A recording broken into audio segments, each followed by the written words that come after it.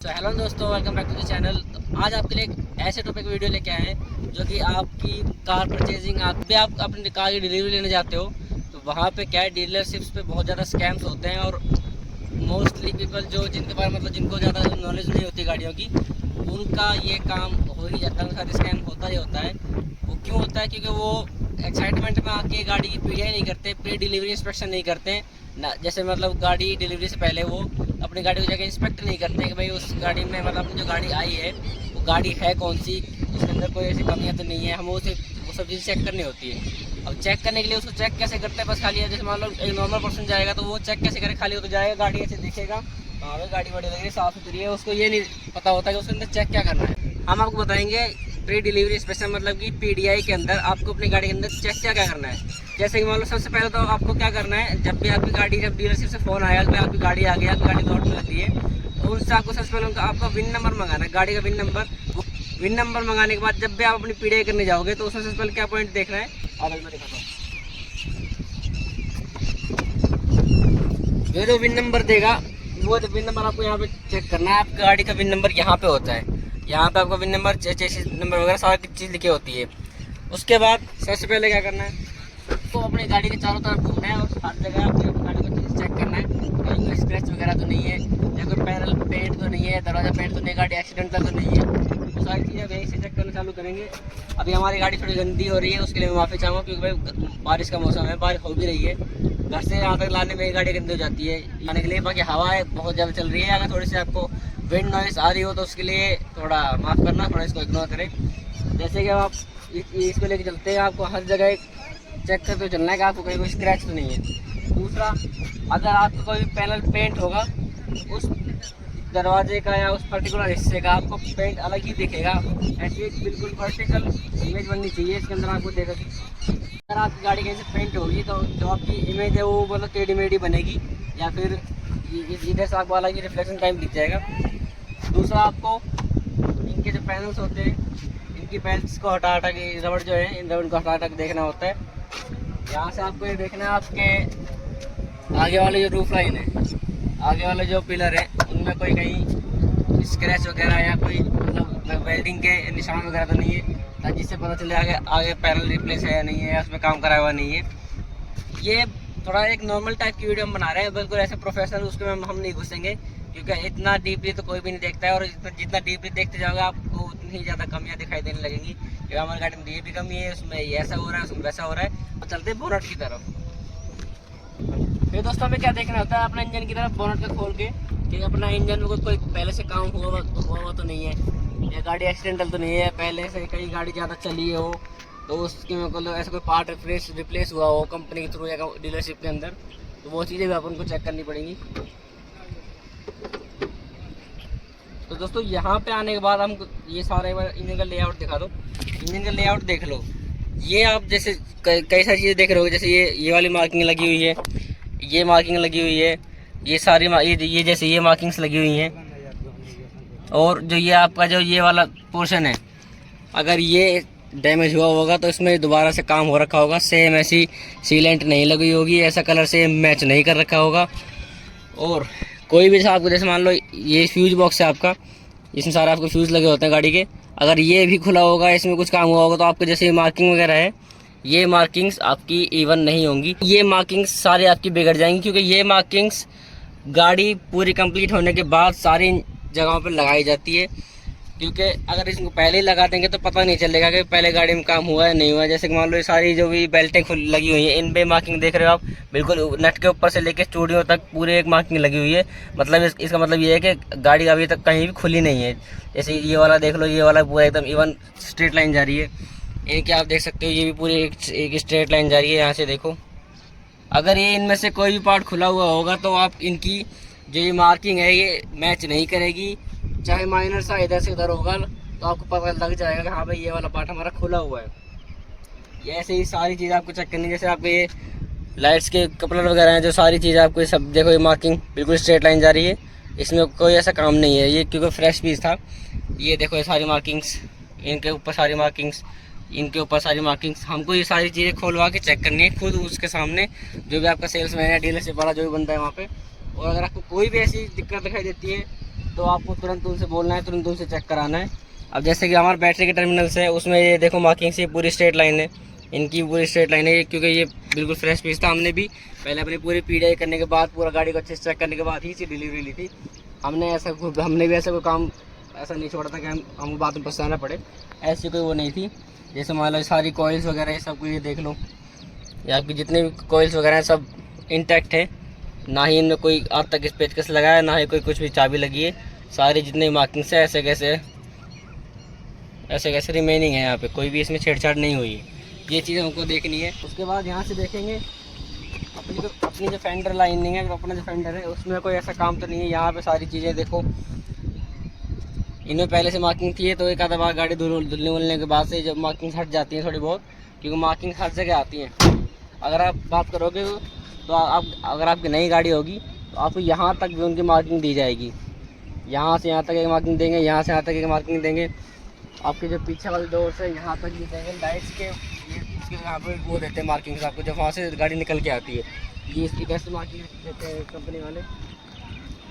Even आपका जो fuel tank है उसकी जो कैप होती है, उसके यहाँ पे भी आपका वो होता है, मार्किंग होती है। किसी लॉट में एक टेप लगा दी जाती है कि आपकी गाड़ी पहले की यूज़ हुई है या नहीं हुई है, खुली हुई है या नहीं हुई है। तो वो सब सारी चीज़ें भी आपको मेंशन हो रखी होती है।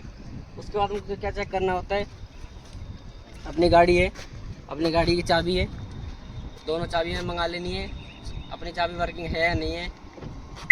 लॉक कर लिया, अनलॉक कर लिया। उसके बाद आगे चलते हैं, आ जाओ।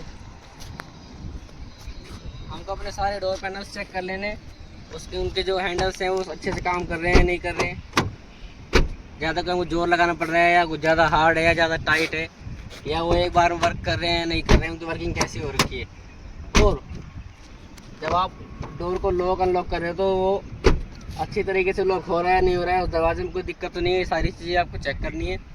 चलिए उधर से गाड़ी के अंदर आ जाना है, गाड़ी की चाबी का लगाएंगे, इग्निशन ऑन करेंगे। सबसे पहले आपको देखना है किलोमीटर्स कि आपकी गाड़ी चली कितनी हुई है। अभी हमारी गाड़ी टोटल 4717 किलोमीटर चली हुई है।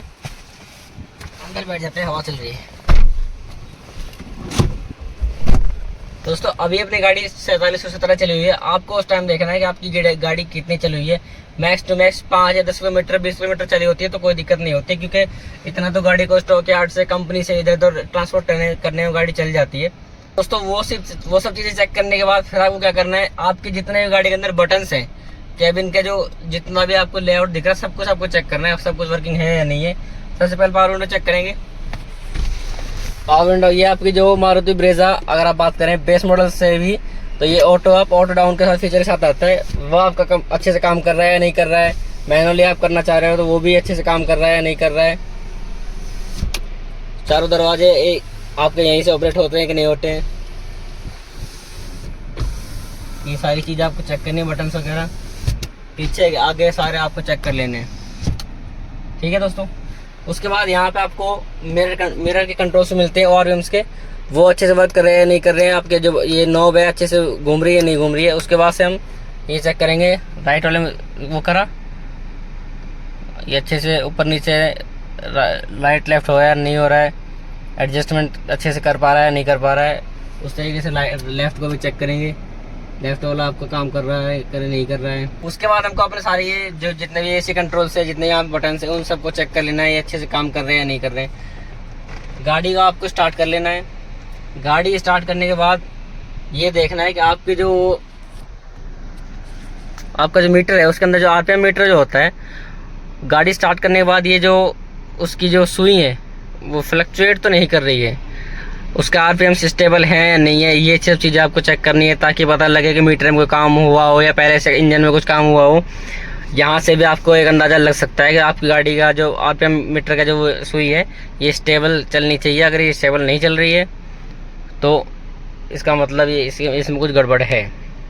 अच्छा जी, उसके बाद आपको आपके स्टीयरिंग को घुमा के देख लेना है पूरा अच्छे से घूम रहा है नहीं घूम रहा है। पूरी इसकी जो मूविंग है वो स्मूथ है हार्ड है, जैसे टाइम पे सारी चीज़ें प्रॉपरली वर्क कर रही है या नहीं कर रही है, वो सब चीज़ें आपको चेक करनी है। उसके बाद AC कंट्रोल्स हो गए। यहाँ पे आपको कूलिंग से लेके हॉट वाले तक घुमा के देख लेना है। कि भाई आपकी जो अच्छे से काम कर रही है या नहीं कर रही है। जैसे हमने चलाया तो हमारे काम कर रही है, तुरंत ही गाड़ी गर्म होने लग गई थी। इसके बाद से आपकी जो फ़ैन स्पीड है वो आप जैसे जैसे घुमा रहे हो स्टेप बाय स्टेप, तो वो कम ज़्यादा हो रही है या नहीं हो रही है, सारी चीज़ चेक कर लेनी है। यहाँ से आपके मोड्स सारे चेक कर लेने, AC वाले बटन्स वगैरह ये सब चीज़ आपको चेक कर लेनी है। उसके बाद आपको ये देख लेना है गाड़ी चलाने के बाद, AC चलाने के बाद AC ठंडा कर रहा है या नहीं कर रहा है। यहाँ से आपको उंगली लगा के देख लेना है। अगर आपकी उंगली थोड़ी देर में जलने लग जाए, ऐसा मतलब बिल्कुल चिल्ड हो जाए, तो इसका मतलब आपकी AC भी अच्छे से काम कर रही है, उसमें ऐसी कोई दिक्कत वाली बात नहीं है। और यहाँ पे क्या मिलता है आपको, एक कंट्रोल का बटन मिलता है आपको ट्रैक्शन ऑन ऑफ करने के लिए, वो अच्छे से काम कर रहा है नहीं कर रहा है, वो सारी चीज़ आपको चेक कर लेनी है। उसके बाद गाड़ी आपने लगा ली, गाड़ी आपकी स्टार्ट है, क्लच दबा के आपको अपने गियर्स डाल के देखने, गियर्स सारे अच्छे से एंगेज हो रहे हैं या नहीं हो रहे हैं। पूरे 5 के 5 गियर आपको चेक कर लेने हैं। आपका रिवर्स आपको गियर चेक कर लेना है, रिवर्स गियर अच्छे से लग रहा है नहीं लग, क्योंकि काफ़ी गाड़ियों का क्या है, स्टार्टिंग से ही गियर अटकने की दिक्कत रहती है, तो वो चीज़ हो रही है नहीं हो रही है। हैंड ब्रेक का वगैरह ये सब कुछ काम कर रहा है नहीं कर रहा है। पीछे की पावर विंडोज़, उसके बाद पीछे आएंगे, पीछे की पावर विंडोज़ वगैरह आपके अच्छे से काम कर रहे हैं नहीं कर रहे हैं। और हाँ दोस्तों, आप इस चीज़ को देख के कंफ्यूज मत होना, स्पेशली ब्रेजा के अंदर इस चीज़ को देख के हम भी कंफ्यूज हो गए थे। हमारी भी मतलब थोड़ी सी जिदा बहस हो गई थी वहाँ पे, जब हम अपनी गाड़ी का पीढ़ाई करने गए थे। तो क्यों वो कंपनी से एक सेफ्टी फीचर के तौर पे उन्होंने दिया हुआ है कि ये जो पूरी विंडो लाइन है, आपका जो पूरा मिरर है, जो विंडो है, ये पूरा यहाँ अंदर तक नहीं जाता है। ये रुक गई, ये सेफ्टी पर्पज़ से कंपनी ने दिया हुआ है, ताकि कोई भी ऐसे विंडो पे खिड़की दरवाजे बैठ के बाहर लटकने की कोशिश ना करे दोस्तों। उसके बाद आपको बैठ के अच्छे से सीट बेल्ट चेक कर लेनी है, सीट बेल्ट अच्छे से खुल रही है नहीं खुल रही है, कहीं अटक तो नहीं रही है, और छोड़ने के बाद वो पूरे अपनी जगह पर जा रही है नहीं जा रही है, स्मूथली जा रही है, थोड़ी टाइट जा रही है। यहाँ से आपको सारे वो चेक कर लेने, बटन्स वगैरह अच्छे से टक इन हो रही है नहीं हो रही है। जैसे हमारे में छोटी सी कमी थी, हमने उस टाइम ये मिस कर दिया था, हम आपको बता देते हैं कि ये लग तो जाता है, लेकिन हमारे बटन दबने के बाद अपने आप बाहर निकलता नहीं है, इसको थोड़ा सा ऐसे पुश करके निकालना पड़ता है। हमने उस टाइम इस पर ध्यान नहीं दिया था, तो हमें ये चीज़ थोड़ी झेलनी पड़ रही है। इस बार हम जाएंगे सर्विस पे गाड़ी को लेके तो दिखा लेंगे। उसके अलावा ऐसा कुछ दिखाने वाली चीज़ होती नहीं है पीढ़ी के अंदर देखने के लिए।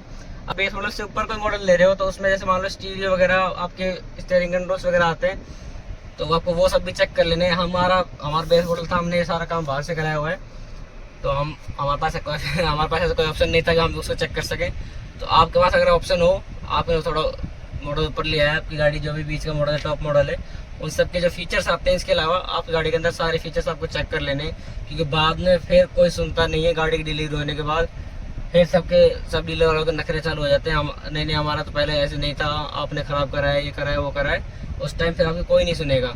आप डिलीवरी लेने से पहले, पैसे जमा कराने से पहले आप जो चाहे उनसे करवा सकते हो, जो चाहे उनसे बोल सकते हो, वो सब आगे से आगे करेंगे, उसके बाद कोई नहीं सुनता है, तो देख लीजिएगा। इसके अलावा आपके और भी टॉप मॉडल जो भी फीचर्स आते हैं, आपकी स्क्रीन जो होती है, इंफोटेनमेंट सिस्टम जो होता है, उसके फीचर्स वगैरह आपको चेक कर लेने हैं। स्टीयरिंग कंट्रोल के जो बटन आते हैं वो सब आपको चेक कर लेने।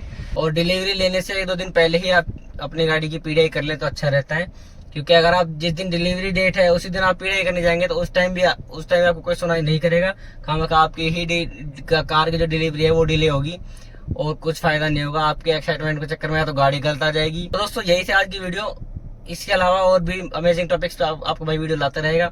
उसके बाद क्या करना है, चैनल को सब्सक्राइब करना है, वीडियोस को लाइक करना है, जितना हो सकता है उससे ज़्यादा से ज़्यादा शेयर भी करना है, ताकि और भी लोगों तक ऐसी इन्फॉर्मेटिव वीडियो जाती रहे, उनका भी थोड़ा फ़ायदा हो, उनका भी कार बाइंग एक्सपीरियंस या कोई भी ऐसी चीज़ लेने जाए तो उनको ये सब चीज़ें पता रहे कि हाँ भाई हमको करना क्या है, किस तरीके से होता है, किस तरीके से नहीं होता है, ताकि कोई भी आपके साथ स्कैम ना कर पाए। दोस्तों सबका जो पैसा होता है बहुत मेहनत का पैसा होता है, हराम का पैसा किसी का नहीं आता। हराम का पैसा जिसके पास होता है वो कुछ करता भी नहीं है ना, वो गाड़ी देखने भी जाता है, खाली गया बुक करके पैसे दे के आ जाता है, वो तो कैश भी ले लेता है, कोई बड़ी बात नहीं होती। लेकिन हम जैसे मिडिल क्लास लोग सपना देखते हैं गाड़ी का, और वो सपना अगर टूटने लगे थोड़ा सतर्क रहें, जितना हो सके संभल के, दिमाग एक्साइटमेंट को थोड़ा नीचे करके, थोड़ा इन सब चीज़ों की तरफ ध्यान दे के अपनी गाड़ी वगैरह लेके आएँ, ताकि आपको बाद में कोई परेशानी ना पड़े। बाकी आशा करता हूँ आपकी वीडियो अच्छी लगी होगी। और भी ऐसे अमेजिंग वीडियोस देखने के लिए चैनल को सब्सक्राइब कर दें, वीडियोस को लाइक करते रहें। धन्यवाद।